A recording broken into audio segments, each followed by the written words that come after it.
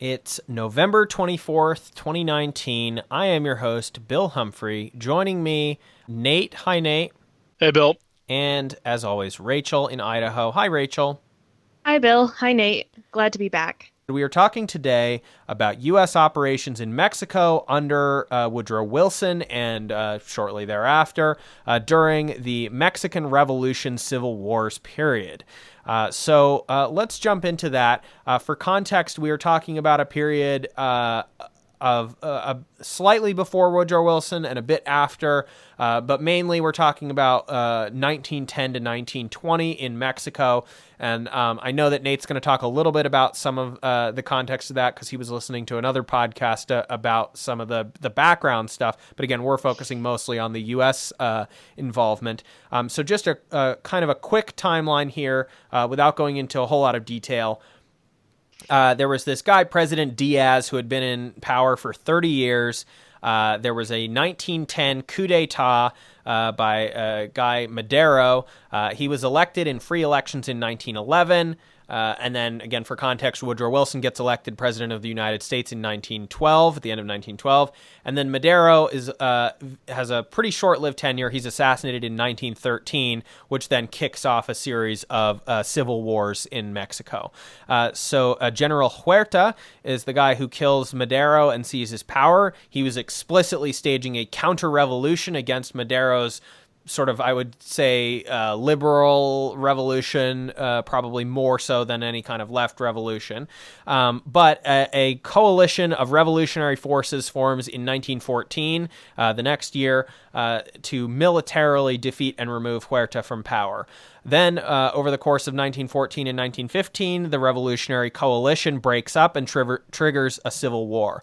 Again, as I alluded to, there's a bit of a tension, which happened in many countries' revolutions, between liberal revolutionaries and left revolutionaries and various other tendencies and strands. Not everyone always agrees on what the objectives of their revolution are. So, unfortunately, this coalition breaks apart and there's a civil war. In 1915, Carranza and Obregón, their military forces, backed by the United States, as we'll talk about, prevail over Pancho Villa and Emiliano Zapata, and Carranza becomes the president. Villa and Zapata go underground and continue guerrilla operations. And then in 1917, a radical constitution is adopted, more radical even than Carranza. In 1919, Zapata was finally killed. And then in 1920, sort of bringing an end to this initial period, although, of course, ushering in a much longer period of Mexican history. In 1920, Carranza is deposed and assassinated by the so-called Sonoran Triumvirate. Carranza basically tried to hand off power at that point because there was a one-term rule in the Constitution. He had this guy picked out as his sort of unknown puppet, the ambassador to the U.S., but that guy didn't really have the profile or political support of the revolutionary generals needed to actually, take power. And so these northern generals who had been involved in backing Carranza previously remove him, and they sort of trade around power amongst the three of themselves. And we can get back into that more, but I don't want to, jump too far ahead. So that's sort of the timeline that we're working with in this initial period. And again, Woodrow Wilson is in office from 1913 to the beginning of 1921. And we wanted to talk specifically about two particular incidents, although the U.S. is a presence throughout this entire story. We want to talk about the 1914 U.S. military occupation of Veracruz, and we want to talk about the 1916 U.S. punitive Pancho Villa expedition. Now, the other thing that I want to say before we get to Nate and Rachel on the research they've done on these specific points is, again, a reminder of the timeline of what else is happening in the world, because that is also an important context for what's going on. So Woodrow Wilson, first elected 1912, re-elected in 1916. One of the key things that Wilson campaigns on for re-election is that he had managed to keep the United States out of World War I, at least up until that point. Of course, subsequently in 1917, he does bring the U.S. into World War I, but for the period of 1912 through 1916, the U.S. stays out of the war, which had kicked off in Europe in the middle of 1914. But again, that military buildup that precedes World War I factors into this story. as well as then the actual war happening also factors into what's going on in Mexico, because various parties are trying to vie for, depending on who wins the struggle in Mexico, will Mexico end up joining the war as well as its own, potential party in the struggle, in addition to all the efforts to try to bring the United States into the war. The United States does end up entering the war, but not until April 1917. So that's the timeline of events that we need to know. So let's talk about 1914. This is before World War I has officially kicked off. Let's talk about the invasion and occupation of the port city of Veracruz. So Nate, this is the one that you looked at pretty closely and did some research on. What happened here, and what do we need to know about this? Okay, yeah. So as Bill mentioned, I listened to a little bit of the Revolutions podcast with Mike Duncan, although just in terms of the context, I sort of just listened to the episode about this, so I was sort of flung into lots of different names and characters that had already been established, because it's sort of a long-running thing that he does. So I don't know how useful that would be, but I think sort of it's important to figure out like the context and the spark behind this sort of, because this gets talked about like in sort of like overview history courses and things like that, but it's maybe not like emphasize like what the actual reasons behind it were, or what sort of the overall impact on the situation was, just because it's like, oh yeah, we just invaded Mexico again. Okay. That's the thing we do. So, and of course, as as you're alluding to, there was definitely a lot of U.S. military actions in other countries, but mostly much smaller countries in Latin America. And this was a potentially much more significant thing if it had escalated further.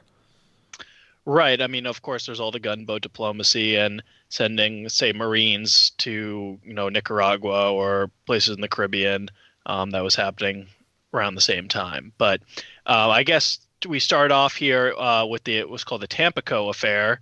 And there have been the federal forces of President Huerta were in Tampico, and there were apparently a large constitutionalist force outside or in the surrounding area.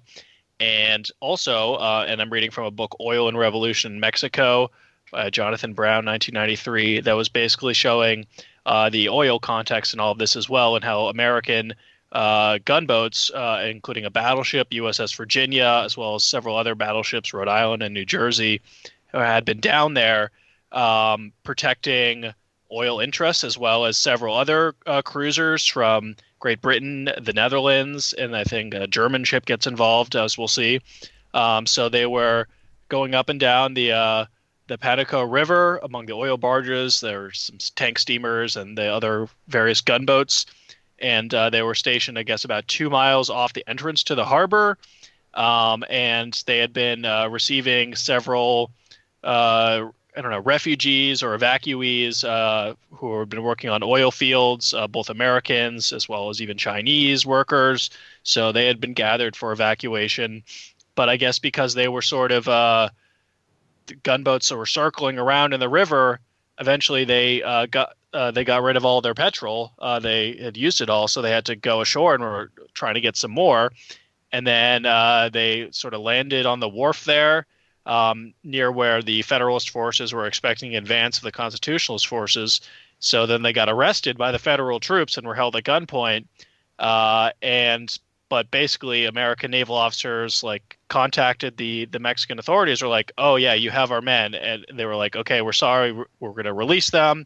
We're very sorry about this." They actually made apologies, and they gave them their gasoline. So you could say no harm, no foul, but that's not how it played out. The Admiral Henry T. Mayo, interesting name, was very insistent that General Morales Zaragoza fire a 21-gun salute to the offended American flag. So that was something that was, I guess, really important. But the Mexican authorities decided we don't really need to do that. That's kind of a strange request.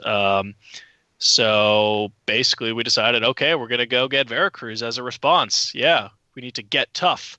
And I think at one point it was like, oh yeah, we're going to seize the customs house, get rid of this tyrant once and for all, basically. And then, of course, the inciting incident for all of this, too, was involved the German cargo vessel Iprenga.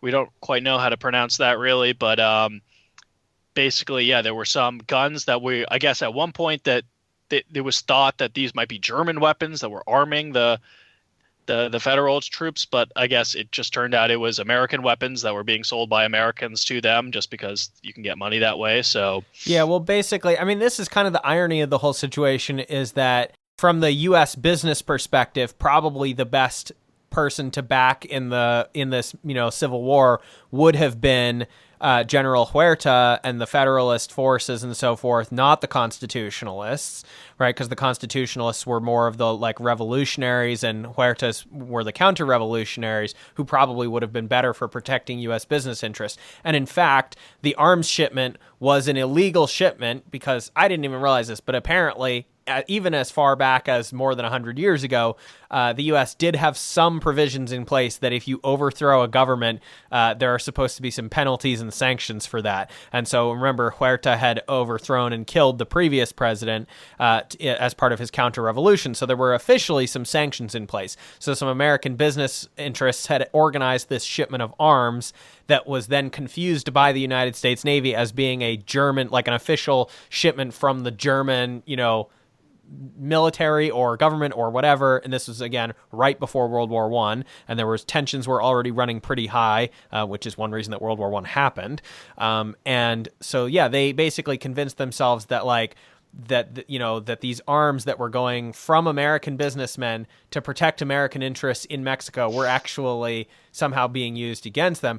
And kind of one of the upshots, I think, of this invasion and occupation of Veracruz is that it ends up significantly hurting the forces of Huerta, right? Am I understanding that correctly? I think that's what happened. It's a little hard to keep track of the different factions, but basically it ended up, I think, helping Carranza's forces as sort of an ultimate outcome of the situation. Well, the Americans did not want Huerta to retain arms, but eventually they still got them anyway. So it's a little unclear, what the total effects was. But so the Navy's plans were to protect the oil fields, remain on the shelf. However, Daniels cabled his admirals, seized Customs House at Veracruz, do not permit war supplies to be delivered to Huerta government or any other party. And then Congress approved Wilson's action, where 3,300 American troops were ashore at Veracruz, and then they detained the German merchant vessel, but basically they could not confiscate the cargo because they were not at war with Germany. So then they sent the vessel on to the federally held port of Puerto Mexico, where the arms were offloaded for Huerta's troops anyway.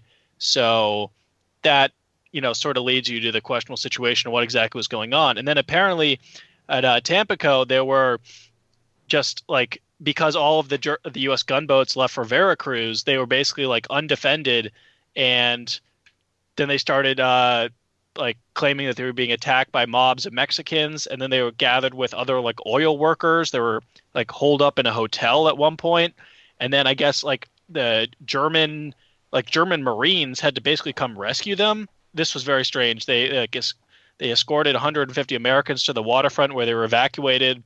The Americans credited the Germans with having saved them from being overrun by Mexican mobs. This was a curious exchange for the U.S. presumption of having intercepted a German merchant vessel during peacetime. This sort of leads you back to the era of gunboat diplomacy, where you had a couple different gunboats from a couple different naval powers just sort of patrolling the waters and making sure their oil was extracted from their Latin American clients or whatever. So this is just sort of a curious situation and some background. It's one of these historical events that we all sort of learn about but don't really know too much of the context that was involved. And I think overall numbers at Veracruz were something like 17 U.S. soldiers dead, and then something like 170 around for various Mexican losses. There were machine guns being fired at each other and some street battles and stuff. And eventually a relatively small engagement, though. Kind of amusingly, It says, this is from the Wikipedia thing, after the fighting ended, Secretary of the Navy Josephus Daniels ordered that 56 medals of honor be awarded to participants in this action, the most for any single action before or since. This amount was half as many as had been awarded for the entire Spanish-American War and close to half the number that would be awarded during World War I and the Korean War. Like, they just went completely overboard, totally ridiculous, just handing out medals like candy. One of the officers tried to return them, Smedley Butler, who we don't have a whole lot of time to talk about him, but he's a really interesting We've figure. talked about it before. Yeah. I would argue he's probably one of the most prominent, essentially anti-war military officers that the U.S. Military's ever had. And he later criticized the Veracruz operation as basically being stupid, dishonorable, and pointless or whatever. I don't have the exact quote in front of me. And he didn't like getting the medals for this.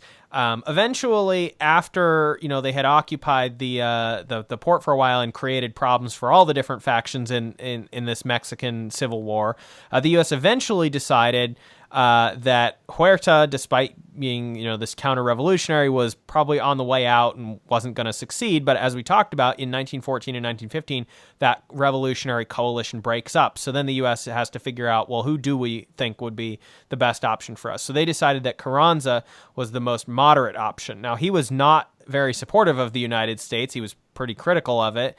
But they timed their eventual withdrawal from the port of Veracruz to maximize the benefit to him in the Civil War against the leftists. The U.S. recognized Carranza's government as legitimate. This allowed arms sales to be legalized instead of having the thing that happened with the arms going to Huerta. But as a result of the Veracruz operation, Carranza kept Mexico out of World War I and refused to help the Allies, including the Americans. He also refused to go in on the other side, however. There were German efforts, as we know, of course, famously, as Nate mentioned earlier, about survey courses mentioning bits and pieces of things. So the Zimmerman telegram, sort of probably the most famous little thing that people tend to remember having learned about at some point. They tried to bring Mexico in on the German side of the war. Carranza eventually gave standing military orders to try to deter the U.S. from reinvading.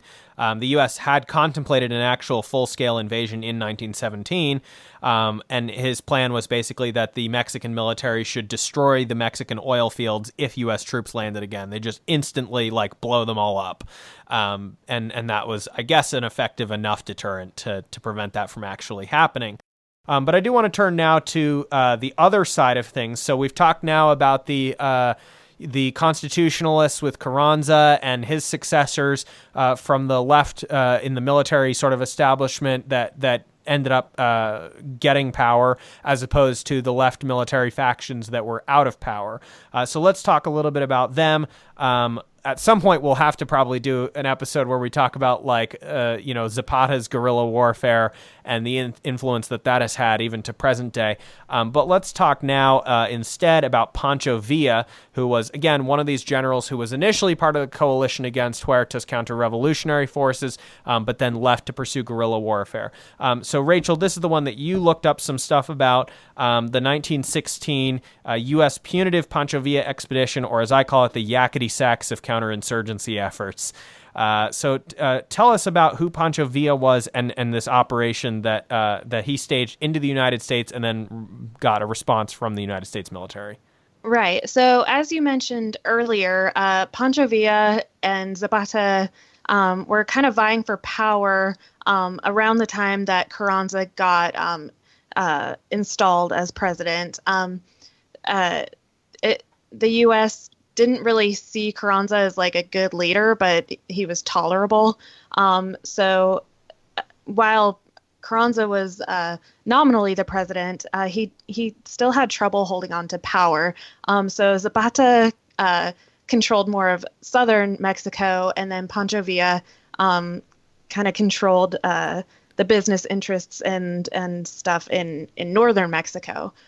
So in 1916, early 1916, late 1915, Pancho Villa and his forces were kind of raising money to pursue their consolidation of power by raiding U.S. nationals living in northern Mexico, and also along the border towns in like Arizona, New Mexico area. So one of the big things he did was he confiscated William Randolph Hearst's estate in northern Mexico, which is extremely cool. And also kind of the precipitating event in March of 1916, Villa's forces attacked Columbus, New Mexico, and Camp Furlong, which was the U.S. Army post there.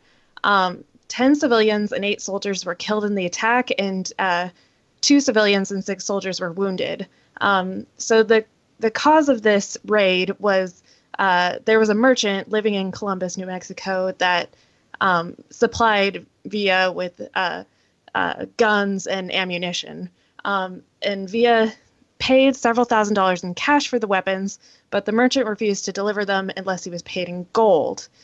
So that's what caused the raid.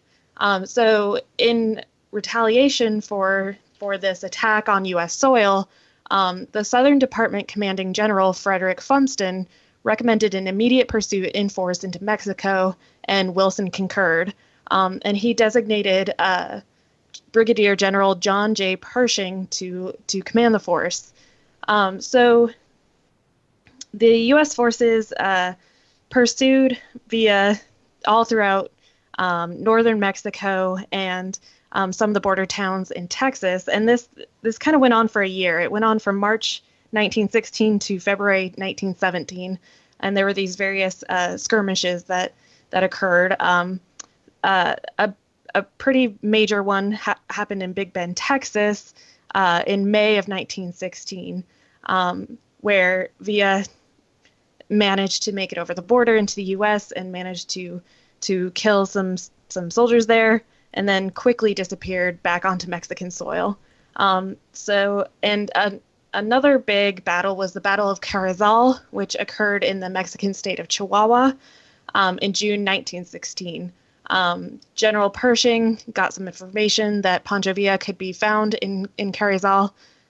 He sent some troops there, and he was actually confronted by Mexican army troops, not Pancho Villa's men.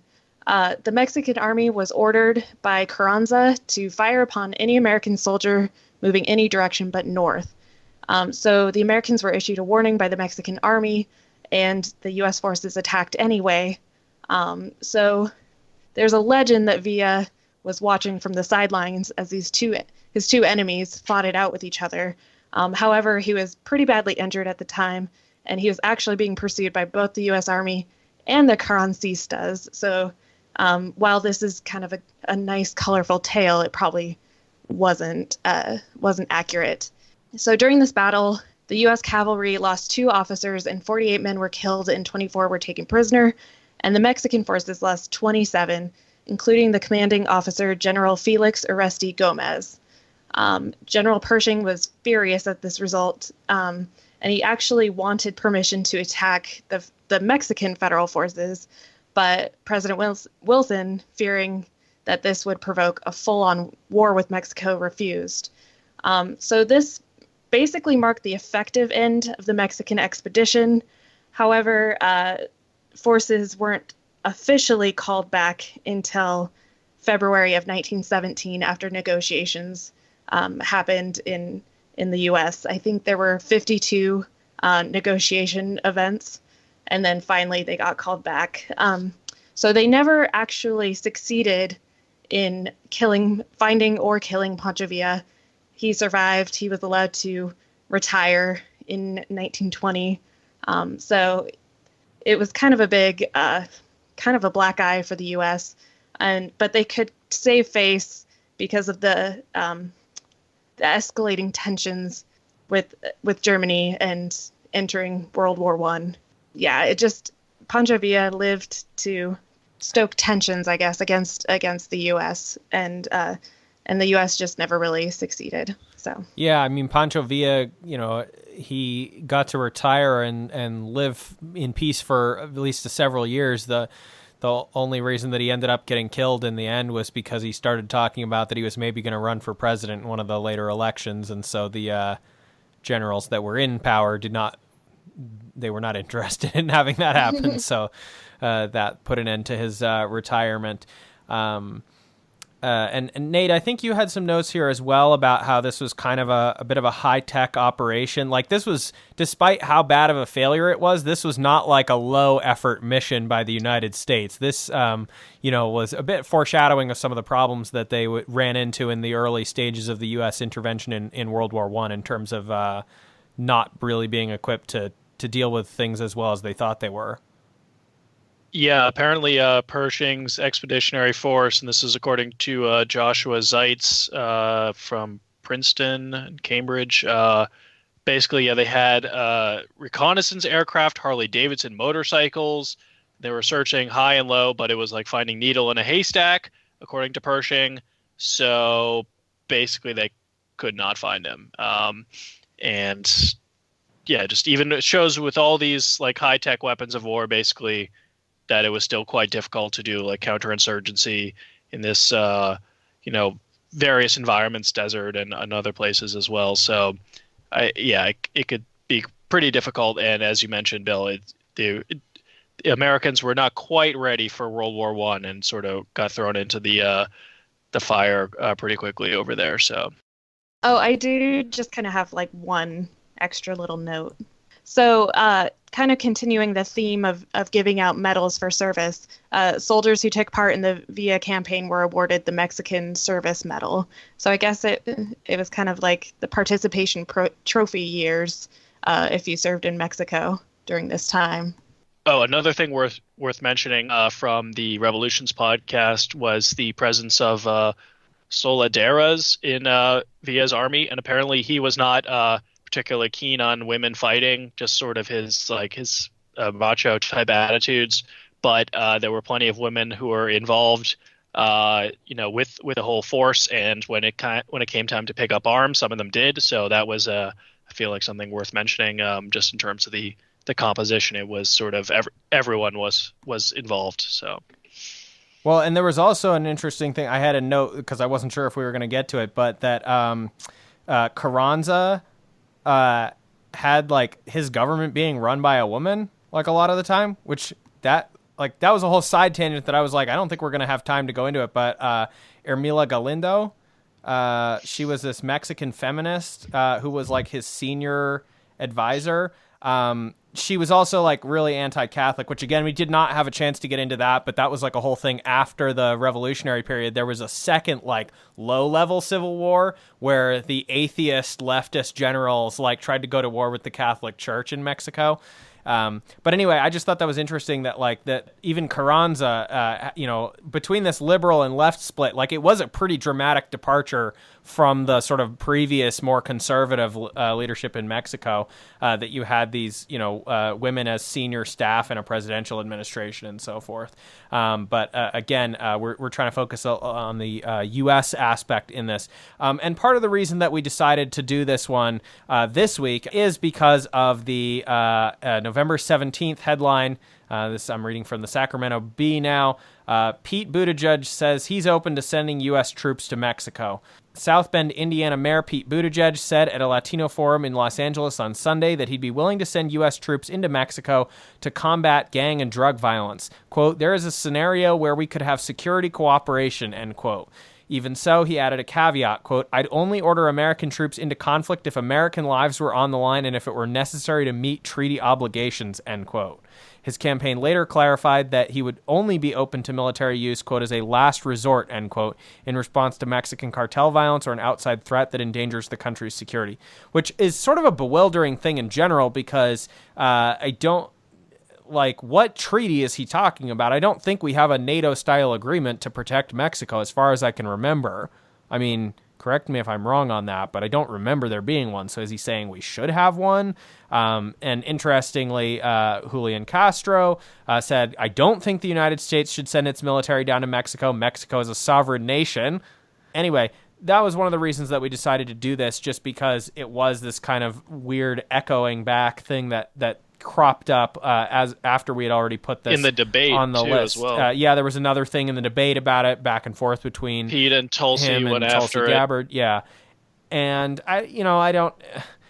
I mean, it's astonishing to me that we're talking about potentially again sending U.S. troops in this day and age. And from a Democrat, again, like not from, this isn't Trump saying this.